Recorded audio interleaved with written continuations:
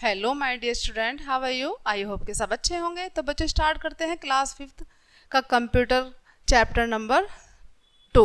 हमारे चैप्टर का नाम है बच्चों कंप्यूटर के प्रकार, टाइप्स ऑफ कंप्यूटर। तो आज हम कंप्यूटर के प्रकार के बारे में पढ़ेंगे बच्चों, इसमें कि वो कितने प्रकार के होतेंगे। आइए शुरू करते हैं बच्चों। इस समय संसार में हजारों प्रकार के कंप्यूटर उपलब्ध हैं।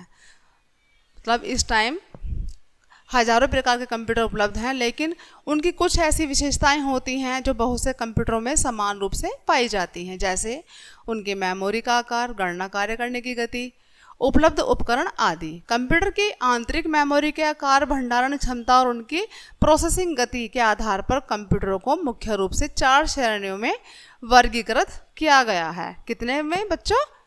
कितने प्रकार में? 4 प्रकार से क्या किया गया है?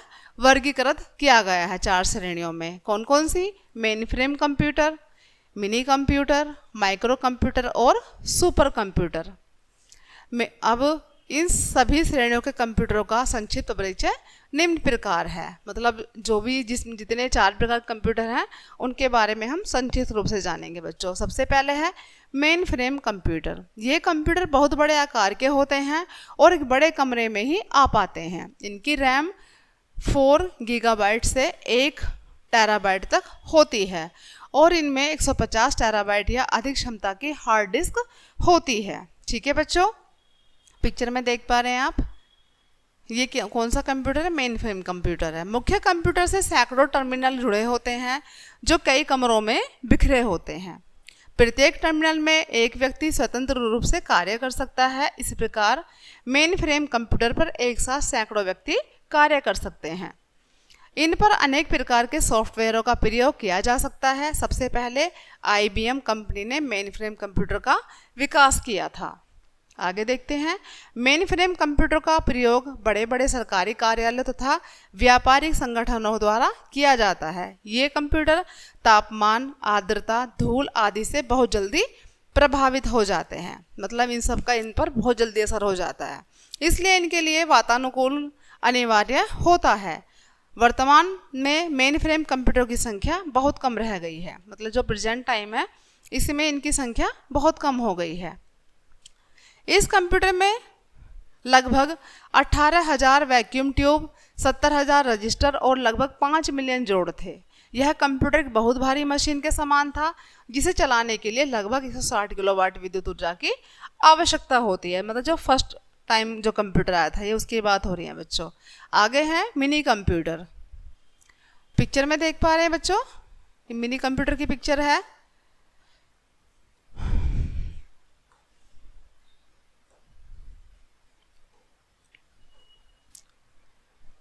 ये वाली पिक्चर।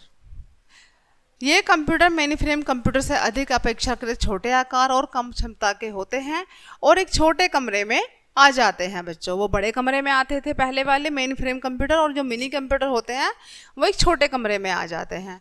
इनकी रैम 2 गीगाबाइट से लेकर 16 गीगाबाइट तक होती है और इनमें 800 गीगाबाइट या अधिक क्षमता की हार्ड डिस्क होती है इन कंप्यूटर के अंदर। मिनी कंप्यूटर से लगभग 40 टर्मिनल जोड़े जा सकते हैं। इस प्रकार मिनी कंप्यूटरों पर एक साथ दर्जनों व्यक्ति स्वतंत्र रूप से कार्य कर सकते हैं। ओके, इन सभी पर अनेक प्रकार के सॉफ्टवेयरों का प्रयोग किया जा सकता है। आगे देखते हैं बच्चों। आगे है माइक्रो कंप्यूटर। पिक्चर में देख पा रहे हैं बच्चों, ये माइक्रो कंप्यूटर की पिक्चर है। ये कंप्यूटर आकार में बहुत छोटे होते हैं और एक सामान्य मेज पर भी आ जाते हैं। नॉर्मल सी जो मेज होती है उस पर आ जाते हैं। इनकी कीमत भी बहुत कम होती है, जिसके कारण प्रत्येक सरकारी कार्यालय और छोटे छोटे दुकानदार भी इनका उपयोग कर सकते हैं। इनकी रैम 2 गीगाबाइट से 4 गीगाबाइट तक होती है और इनमें 400 गीगाबाइट या अधिक क्षमता की हार्ड डिस्क होती है। माइक्रो कंप्यूटर पर एक समय में एक ही व्यक्ति कार्य कर सकता है। ठीक है, इसमें क्या होता है बच्चों? एक ही व्यक्ति कार्य कर सकता है एक समय में। माइक्रो कंप्यूटर को पर्सनल कंप्यूटर या PC भी कहा जाता है। इनमें इनपुट के लिए कीबोर्ड तथा आउटपुट के लिए मॉनिटर और साधारण प्रिंटर होते हैं। ये सामान्य तापमान पर सफलतापूर्वक कार्य कर सकते हैं और धूल के प्रति भी अधिक संवेदनशील नहीं होते हैं। ठीक है, आगे है बच्चों सुपर कंप्यूटर। ये कंप्यूटर अत्यंत विशाल आकार के और तीव्र तीव्रतम गति के होते हैं और इनका मूल्य भी कई करोड़ रुपयों में होता है। इनकी गति एवं संग्रहण क्षमता बहुत अधिक होती है। ये एक क्षण में कई करोड़ गणनाएं कर लेते हैं। इनका उपयोग जटिल वैज्ञानिक कार्यों तथा गणनाओं के लिए किया जाता है बच्चों। मुख्य रूप से इनका उपयोग सुरक्षा प्रणालियों, मौसम के पूर्वानुमान संबंधी कार्यों और वैज्ञानिक खोजों में किया जाता है। ठीक है बच्चों, क्रे 1, क्रे 2, एटा 10 व टाइनेक 2 आदि कुछ प्रमुख सुपर कंप्यूटर हैं। भारत में परम पद्मा और अनुराग नाम के सुपर कंप्यूटर बनाए गए हैं, जिनका विदेशों में भी उपयोग किया जा रहा है बच्चों। ये देख पा रहे हैं इधर, ये सुपर कंप्यूटर की पिक्चर है बच्चों, यहाँ पर ये। ठीक है, तो बच्चों आज आपने जाना कंप्यूटर के प्रकार के बारे में। इसी के साथ ही चैप्टर क्लोज करते हैं बच्चों। मिलते हैं नेक्स्ट चैप्टर में, तब तक के लिए बाय बाय।